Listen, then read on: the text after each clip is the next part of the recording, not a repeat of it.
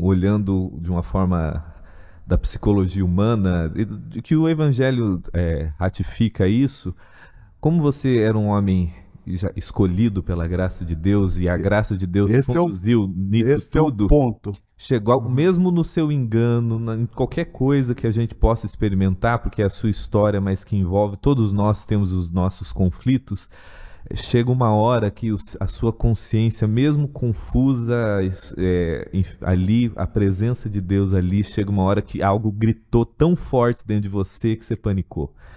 E graças a Deus por isso, né? Mas, aí eu penso, o Cristo em nós. Chamando. É o Cristo em nós, sarando essa consciência, lavando o registro dos pecados, né? Porque o Senhor trata com o pecado no nosso corpo, nos dando um novo corpo e destruindo totalmente o corpo do pecado, que é o que vai acontecer. Então, a transformação final, né? O sangue de Jesus lava os nossos pecados, cobre os nossos pecados diante de Deus. Perdão, não lava, cobre os nossos pecados diante de Deus. Mas esse Cristo em nós, ele lava, ele limpa, ele purifica o registro do pecado da nossa consciência. Porque esse pecado deliberado que fere a consciência, fere tanto a consciência, a ponto de cauterizá-la, a ponto de torná-la insensível, entende?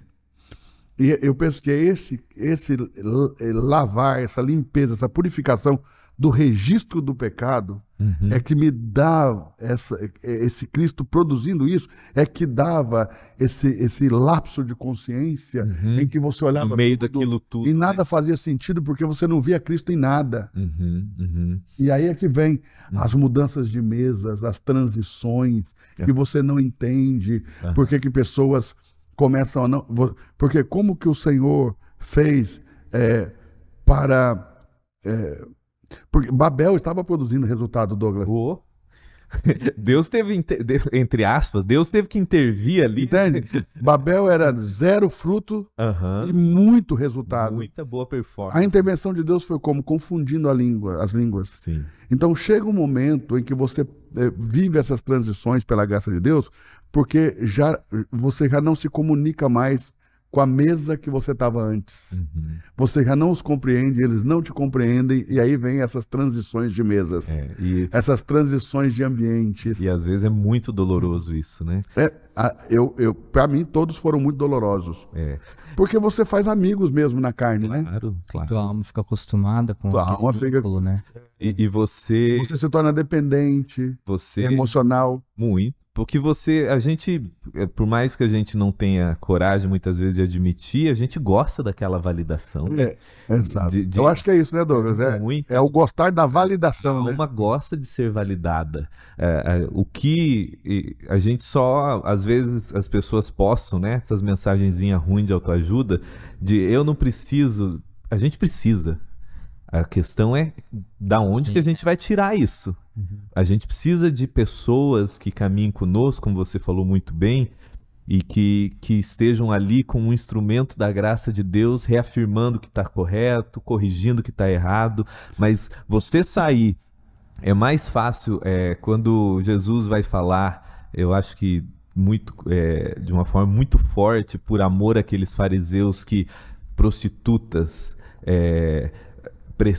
meretrizes precedem aqueles homens no reino de Deus, é justamente porque aquelas mulheres, aqueles pessoal cobradores de impostos, por mais caotizado que a vida deles eram, eles admitiam aquilo. Agora, quando você está na alta performance religiosa, você admitir que aquilo tudo é nada.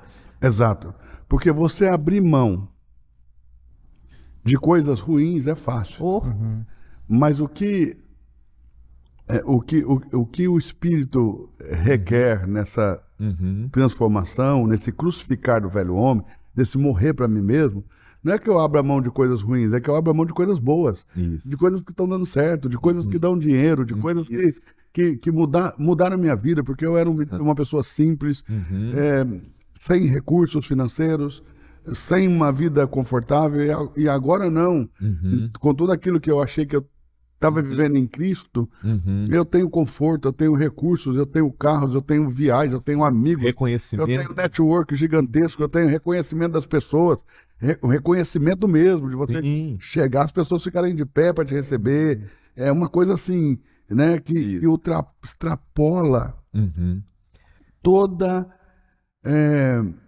capacidade de entendimento humano. Uhum. Nessa hora que eu entendo que o homem natural vê as coisas do Espírito como sendo loucura e não as compreende, porque como que você abre mão de tudo isso? Exato. Exatamente. E essa confusão de linguagem, ela vai acontecendo em ciclos, e aí as pessoas dizem, ele já não é mais o mesmo. Quer dizer, você já não comunga mais da carne, e não inteireza, né? Uhum. Mas você já não comunga mais daquele ponto em que o Senhor te mostrou, que a sua consciência te acusou. Eu me recordo, Douglas, que eu falei assim um dia, né? Falei para minha esposa, olha, eu vou pregar nas igrejas, mas eu não... Priscila acompanhou todo esse processo junto com você. Então, a Priscila, ela é para mim o ponto importantíssimo disso, porque nela estava a vida de Deus muito mais do que em mim. Ainda que eu achava que ela era um impedimento. Uhum. Ela estava atrapalhando ali. Eu entendi. Mas ela estava atrapalhando o crescer da vida da carne, o desenvolver da carne. Ela era a sua consciência fora, né? Era a consciência fora do corpo. Eu falo que o homem tem que Foi reconhecer incrível essa definição. a sua segunda consciência, às vezes. Ela foi a segunda consciência, a consciência fora do corpo. Isso.